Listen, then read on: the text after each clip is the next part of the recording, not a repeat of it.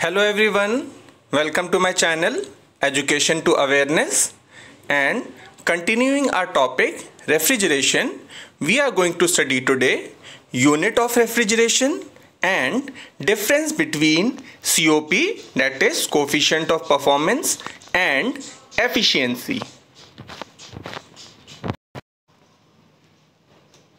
Now, unit of refrigeration is expressed in 1 ton. Now this ton is different from the ton used for weights.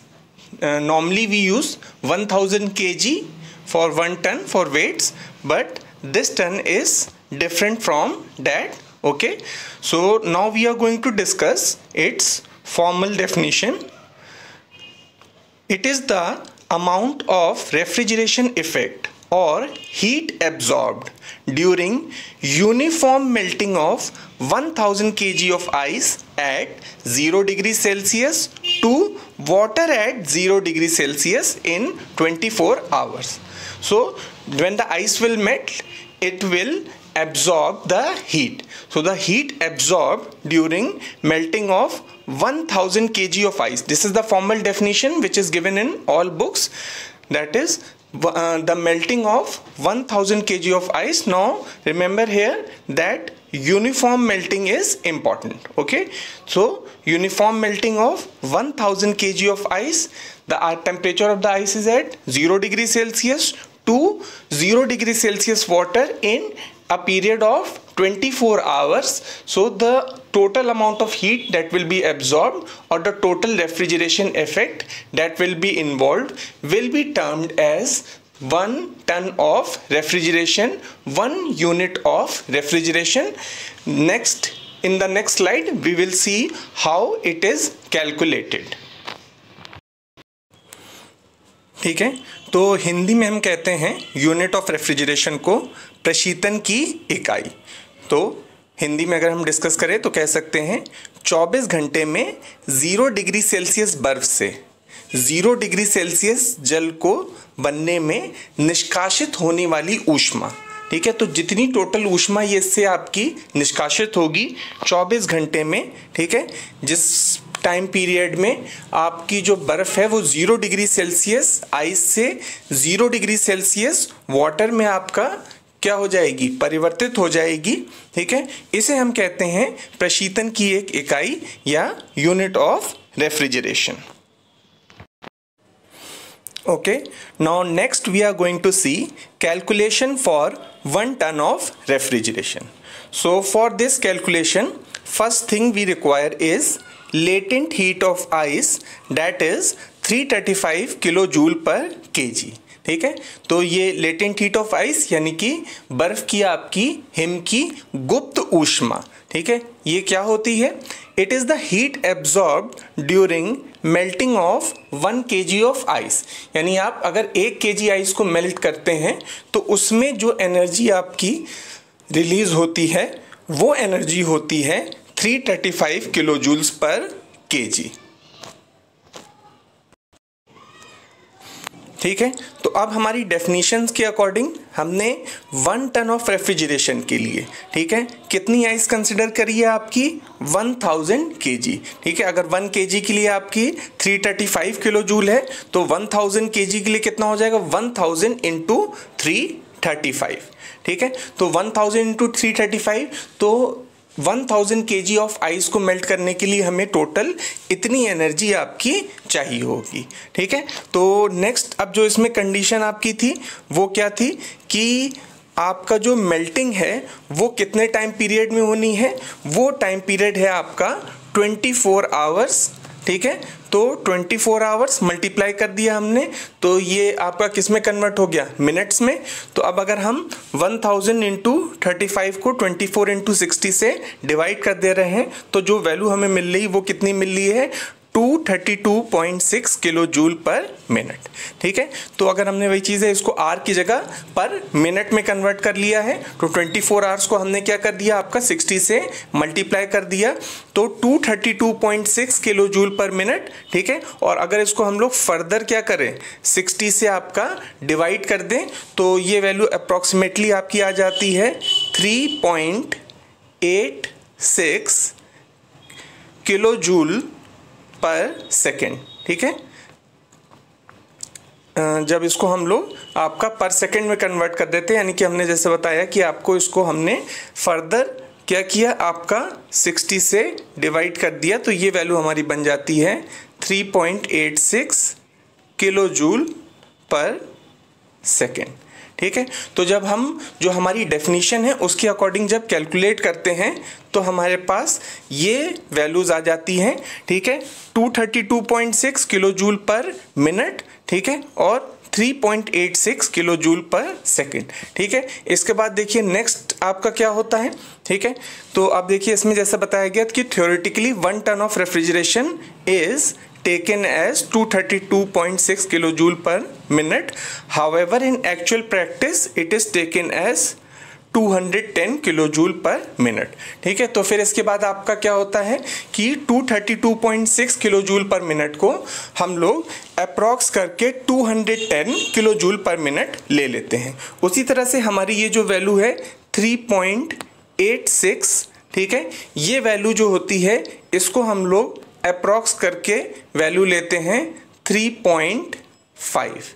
ठीक है, तो ये 3.86 जो value है आपकी, इसको अप्रॉक्सीमेट करके हम लोग लेते हैं। जो स्टैंडर्ड में हम जब आपका न्यूमेरिकल सॉल्व करते हैं, जो आपके कैलकुलेशंस करते हैं, वहाँ पे जो वैल्यू ली जाती है वो 3.5 किलो जूल पर मिनट ली जाती है।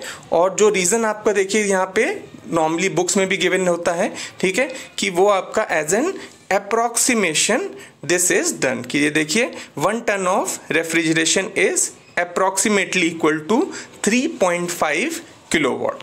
ठीक है, तो ये 232 पॉइंट जो आपका 6 किलो जूल पर मिनट है। ठीक है, इसको हम आपका ले लेते हैं 210 किलो जूल पर मिनट, और इसी को जब हम क्या करते हैं आपका कन्वर्ट करते हैं, आपका 3.86 जो वैल्यू आती है हमारी, वो 3.86 वैल्यू को हम कन्वर्ट करके ले लेते हैं आपका 3.5 आपका किलो जूल पर सेकेंड। जब किलोवाट में हम कह दे रहे हैं तो 3.5 किलोवाट होता है।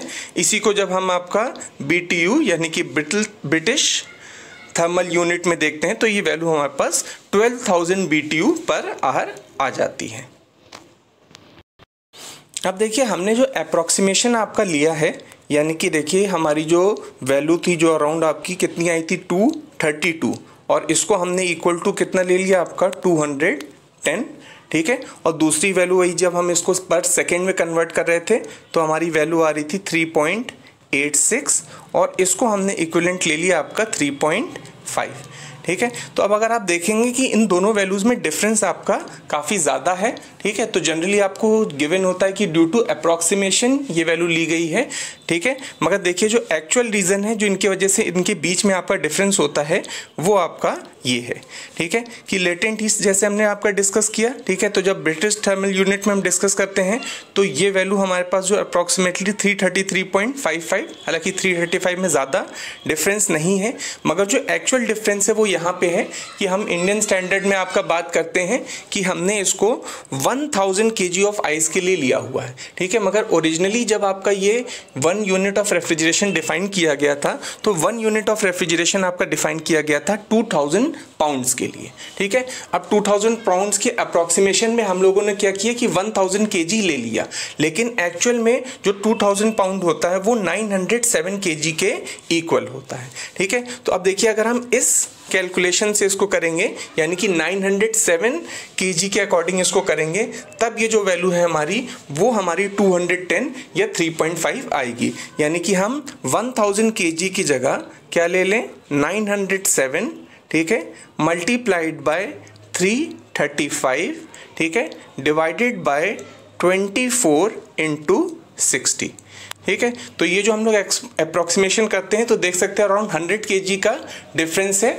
ठीक है, लेकिन आपका जो एक्चुअल कैलकुलेशन है वो किस पे बेस्ड है, आपका 907 kg पे बेस्ड है। ठीक है, तो जो एक्चुअल यूनिट ऑफ रेफ्रिजरेशन है हमारी वो आपका किस पे बेस्ड है, वो आपका 2000 पाउंड्स, ठीक है, या फिर हम 907 kg पे आपकी बेस्ड है। तो जब हम इसके अकॉर्डिंग कैलकुलेट करते हैं तब ये देखिए हमारी वैल्यू हमें कितनी मिलती है, 3.517। ठीक है, अब 3.517 को हम लोग इजीली आपका कन्वर्ट करके 3.5 आपका ले सकते हैं, लेकिन जब हम 1000 kg के अकॉर्डिंग कर रहे थे तो वो डिफरेंस काफ़ी ज़्यादा आ रहा था। ठीक है, तो हम लोग जनरली उसको अप्रॉक्सीमेशन कहते हैं, मगर एक्चुअल रीज़न ये है क्योंकि जो स्टैंडर्ड था वो आपका 2000 पाउंड के अकॉर्डिंग डिफाइंड था, तो उसी स्टैंडर्ड को कंटिन्यू किया गया है। ठीक है, अब 907 kg है ना, बताने में अजीब लगता कि 907 kg क्यों लिया गया, तो क्या करा गया कि ये मान लिया गया कि 1000 kg, ठीक है, यूज़ किया गया और उसको मान लिया गया कि वो अप्रॉक्सीमेशन करके हमारी उतनी वैल्यू जो 2000 पाउंड के अकॉर्डिंग है वो आपकी आ जाती है। ठीक है, तो एक्चुअल वैल्यू वही जैसे हमने बताया 210 और 3.5 होती है, मगर ये 210 और 3.5 जैसा कि हम लोग ने डेफिनेशन में डिफाइन किया था कि 1000 kg के अकॉर्डिंग है।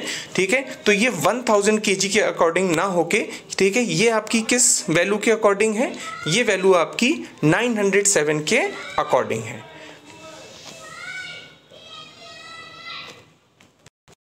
नेक्स्ट देखिए हम लोग बात करने जा रहे हैं difference in COP and efficiency. COP और एफिशिएंसी में आपका क्या डिफरेंस होता है। ठीक है, तो पहली चीज़ आपको ये पता होनी चाहिए कि जो COP डिफाइन किया जाता है, COP डिफाइन किया जाता है रेफ्रिजरेशन के लिए, COP आपका डिफाइन किया जाता है हीट पंप के लिए। ठीक है, ऑन द अदर हैंड जो आपकी एफिशिएंसी होती है, एफिशिएंसी को डिफाइन किया जाता है आपका इंजन्स के लिए। ठीक है, तो बेसिकली दोनों ही आपके जो होते हैं, इनमें जो एक पहले सिमिलैरिटी की बात कर ले तो दोनों ही आपके परफॉर्मेंस पैरामीटर होते हैं। ठीक है, COP को हम लोग रेफ्रिजरेशन की परफॉर्मेंस को मेजर करने के लिए यूज करते हैं और एफिशिएंसी को हम लोग यूज करते हैं इंजन की परफॉर्मेंस को आपका मेजर करने के लिए। इनकी अगर हम लोग बेसिक फॉर्मूले की बात करें तो दोनों के लिए जो आपका बेसिक फॉर्मूला होता है वो भी आपका सेम होता है। दोनों के लिए आपका जो बेसिक फॉर्मूला होगा वो क्या होगा, ठीक है, आउटपुट, ठीक है, कि जो भी आपको आउटपुट आपका मिल रहा है डिवाइडेड बाय इनपुट। ठीक है, तो इस केस में देखिए दोनों के लिए जो कॉमन आपका एक सिमिलरिटी होती है वो ये होती है, दोनों को ही जब हम कैलकुलेट करते हैं, ठीक है, दोनों को ही जब हम कैलकुलेट करते हैं तो उसको आउटपुट डिवाइडेड बाय इनपुट आपका कैलकुलेट करते हैं। ठीक है, तो अब बात करते हैं कि इनमें डिफरेंसेस क्या होते हैं। ठीक है, तो जब हम रेफ्रिजरेशन के केस में बात करते हैं तो रेफ्रिजरेशन के केस में हम COP कैलकुलेट कर रहे हैं, हिंदी में हम इसे कहते हैं निष्पादन गुणांक। ठीक है, तो रेफ्रिजरेशन के केस में जब हम COP कैलकुलेट कर रहे हैं तो हमारा यहाँ पे जो आउटपुट होता है, आउटपुट हमारा यहाँ पे हो जाता है द हीट एब्जॉर्ब्ड। ठीक है, कि कितनी हीट एब्जॉर्ब हो रही है ये हमारा यहाँ पे आउटपुट होता है, और हमारा जो इनपुट होता है यहाँ पे, इनपुट होता है हमारा यहाँ पे वर्क डन, कि कितना वर्क हम इसको दे रहे हैं इस हीट को क्या करने के लिए, आपका एब्जॉर्ब करने के लिए। वहीं हम बात करें अगर इंजन में एफिशिएंसी की तो बेसिक डिफरेंस आ जाता है कि एफिशिएंसी इंजन के लिए जब देखते हैं तो इसका जो आउटपुट होता है वो क्या हो जाता है आपका वर्क डन, कि कितना वर्क हमें इंजन से मिला, और इसका इनपुट क्या हो जाता है आपकी हीट एनर्जी, कितनी हमें इसको आपका देना पड़ा। ठीक है, तो एक डिफरेंस देख सकते हैं दोनों के बीच में कि यहाँ पे ऊपर एनर्जी है और नीचे वर्क डन, और जब हम इंजन की बात करते हैं तो जस्ट रिवर्स हो जा रहा है, रेसिप्रोकल हो जा रहा है, ऊपर आपका वर्क डन है और नीचे आपकी एनर्जी आपकी इनपुट है।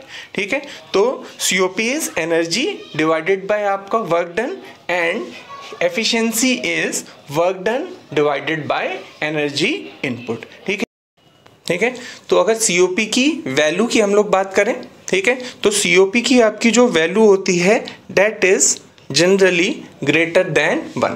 तो COP की वैल्यू आपकी क्या आती है, आपकी ग्रेटर देन 1। और जब हम एफिशिएंसी की बात करते हैं तो value of efficiency is less than 1।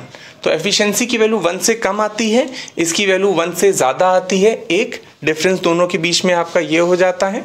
ठीक है, तो नेक्स्ट अगर हम लोग बात करें कि सीओपी और एफिशिएंसी में और क्या क्या डिफरेंस होते हैं, दो हम लोग ने बात कर लिए। ठीक है, पहले ये होता है कि इसका जो आपका बेसिक जो आपका फॉर्मूला होता है वो तो सेम होता है, मगर जब हम उस फॉर्मूले को क्या करते हैं, इलेबोरेट करते हैं, तो सीओपी के केस में हमें मिलता है आपका हीट अपॉन आपका work done, energy upon work done, और एफिशिएंसी के केस में हमें मिलता है work done divided by energy. जब हमने वैल्यूज़ के टर्म में बात किया तो सीओपी की वैल्यूज़ जनरली क्या होती है आपकी, ग्रेटर देन 1 होती है, और एफिशिएंसी की वैल्यू जो होती है वो जनरली क्या होती है आपकी, लेस देन 1 होती है। ठीक है, इसके अलावा एक डिफरेंस ये भी हो गया कि सीओपी को आपका रेफ्रिजरेशन या हीट पंप के लिए यूज़ करते हैं, और एफिशिएंसी को जो हम लोग यूज़ करते हैं वो आपका इंजन के लिए यूज़ करते हैं। ठीक है, तो ये 3 आपके बेसिक डिफरेंस हो गए आपके सीओपी में और एफिशिएंसी में। ठीक है, तो आज का वीडियो आप लोगों को कैसा लगा, ठीक है, कमेंट में फीडबैक ज़रूर दें, और अभी तक अगर आपने चैनल को सब्सक्राइब ना किया हो तो चैनल को सब्सक्राइब कर लें और बेल आइकन दबा दें, ताकि आपको जो फ्यूचर वीडियोस के नोटिफिकेशन है वो टाइमली मिलते रहें।